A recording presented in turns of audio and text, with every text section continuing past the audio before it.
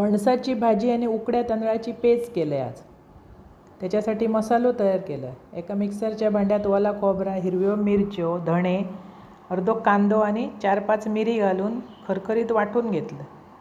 गरे सोललं, त्याचे पाती बिती काढलं आणि ते पाण्यात टाकून स्वच्छ धुवून घेतले. त्याच्यात घातले मसालो, चवीपुरता मीठ आणि हळद. सगळा व्यवस्थित मिक्स करायचं. रसाळ फणसाचे गरे असत ह्याची भाजी एकदम भारी होता, करून बघा. एक कढई घेतलं, त्याच्यात घातलं आहे तेल, फोडणीत घातलं आहे मोहरी, हिंग, वरसून घातलं आहे हळद, नंतर मसालो लावलेलो भाजी घातलं आहे, उकडून घेतलेलं आहे घोटियो बाजूक ते घातलं आहे. व्यवस्थित सगळा मिक्स केलं. तुम्ही तेलावर परतून उकडून घेऊ शकतास, पण मी बाजूक उकडून घेतले म्हणजे भुसभुशीत उकडान येतात बरी. व्यवस्थित सगळा मिक्स करून जरा ते मसाल्याचंच पाणी घातलं, परत ढवळलं आणि झाकून शिजवून घेतले. अप्रतिम भाजी होतं. ह्याका आम्ही जनता भाजी म्हणतो. उकड्या तांदळाची पेज आणि ही भाजी चपको चपको भर खावची. सरसकट आमकां सगळ्यांक ती आवडतं. कोकणात ह्यो नाश्ता बऱ्याच वेळा केलो जातो.